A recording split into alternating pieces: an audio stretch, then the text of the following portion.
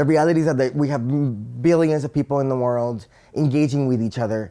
How do we make sure that art and beauty is part of the tools that we all have to build our world?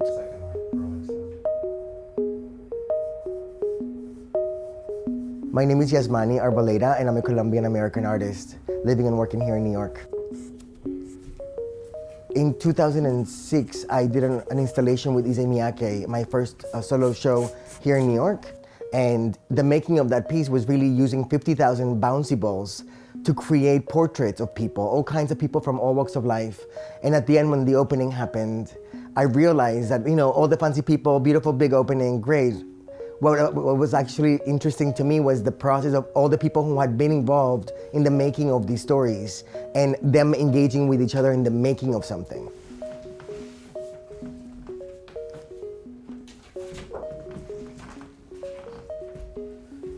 When you think about museums and galleries and the way they operate currently, so many institutions that focus on, we're gonna hang things and put things in this space and that's art.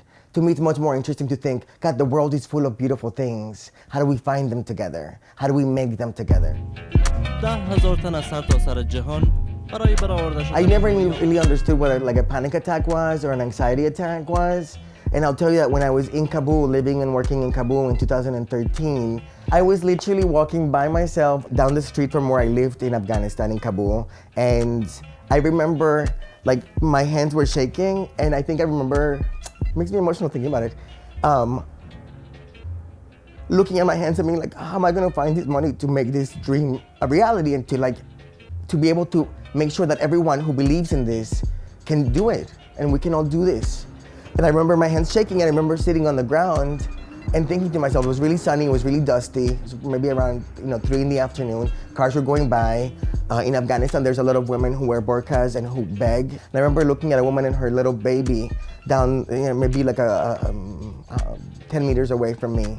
I remember being oh gosh, I came here with this idea and it's so important. And how am I gonna let these people down? And I had put forth this idea of, if we give away 10,000 pink biodegradable balloons in Kabul, so that we can call attention to those people and not to the war and not to the violence. Because so often the singular narrative of Afghanistan is the Taliban. It's this war that's been going on for more than 4 decades. The day before the actual project, 3 different suicide bombers attacked downtown Kabul, and everyone assumed that we weren't going to give away those balloons. And literally from our headquarters, the house that we were working at, the 12 volunteer leaders of the project and myself could hear bullets going through. And I was so afraid on that day that I said, I don't think we can do this. And that's when they were no, we're going to do this because we live in this, since we were born, we hear bullets. That night, they called all of their team members, and everyone not only confirmed that they were going, but they were going to bring other people, because it was that important to juxtapose that violence and that horror with the beauty of people collaborating and showing up and bringing color to a space that has very little.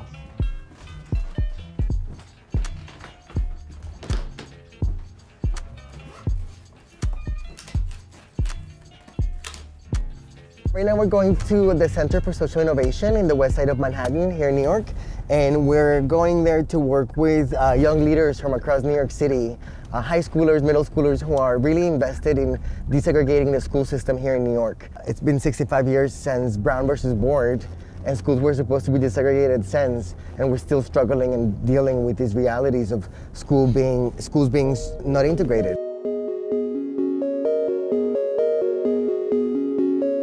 So nice to meet you, Benji. It's a pleasure. Hey there. Nice to meet you. There are all of these different pieces of the story we're telling, and how do we make it more powerful? Because the truth is that it's your story, and so you get to tell it, and I'm just trying to figure out how we can really maximize and get the world to pay attention. Thank you so much. I want to see a little bit more wiggling happening. Go ahead and get a little bit uncomfortable. No, because from what I understand, and if you think about it, would the New York Times look good suing a bunch of high schoolers who are trying to get schools integrated? So when we think about that's an opportunity actually to push, to get some pushback, to get attention on the stories we want people to be looking at and reading and understanding. I'm a Colombian man, and I grew up between Colombia and the United States. And as a gay man, I know what it feels like to be excluded and to not belong. I know what it feels like to deal with discomfort and with ambiguity. And so often the practice really is about creating spaces for people to belong to each other. You know, Walt Whitman said, "I am multitudes." And the idea that we inhabit all of these different narratives and that we can actually portray and really boldly share them with the world in ways that are dynamic. And that's where I think art comes in. What are some of the expectations we have of what we're gonna be doing today? Get work done. What does that work look like? What are some of the things that we're gonna be doing today? Change the future. Thank you so much. After that exhibition in New York in 2007, one of the things that I understood for myself it was really about that practice of making together. And one of the things too that I was thinking about then was, how do I create paintings and sculptures so that people are not just looking at them, but they're actually inside of them? And so I really began building worlds and creating spaces where people could connect to each other meaningfully. And so when I think about what a living sculpture is, it's really simply people coming together and making and co-creating and ideating.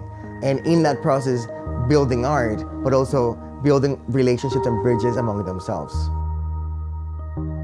The Future Historical Society is a project that we're developing at BRIC in Brooklyn, and it's really exciting because what BRIC said to me was that they were really interested in harnessing the imagination and the creativity of a group of neighbors in downtown Brooklyn and Fort Greene. And so what we've been doing over the past couple of months is it's a group of 25 people who have been working together, not only towards cataloging their own stories of the neighborhood, of themselves, but really building through, and in the next couple of months, we're building an exhibition that's happening all over the neighborhood that tells the stories of the neighborhood from a very personal space.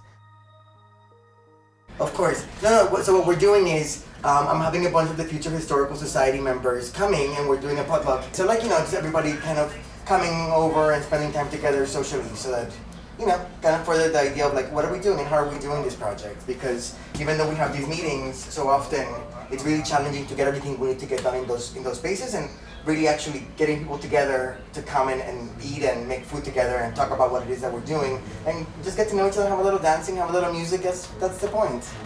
So it's gonna be good. Yeah, totally. I can't wait to show you. I was actually on vacation with my family recently, and my brother-in-law, Juan Esteban, looked at his son, Lucas, and he was like, oh, he's so in love with him. And I was like, he loves him so much. And so he looked at him and he goes, this little boy gets more and more beautiful every day. And I thought that it was so gorgeous. I was like, he's a year old, so he's really coming into his own body and his bones and his muscles. And I looked at him and I was like, of course, he's going from being like a toad to becoming an actual frog with shape.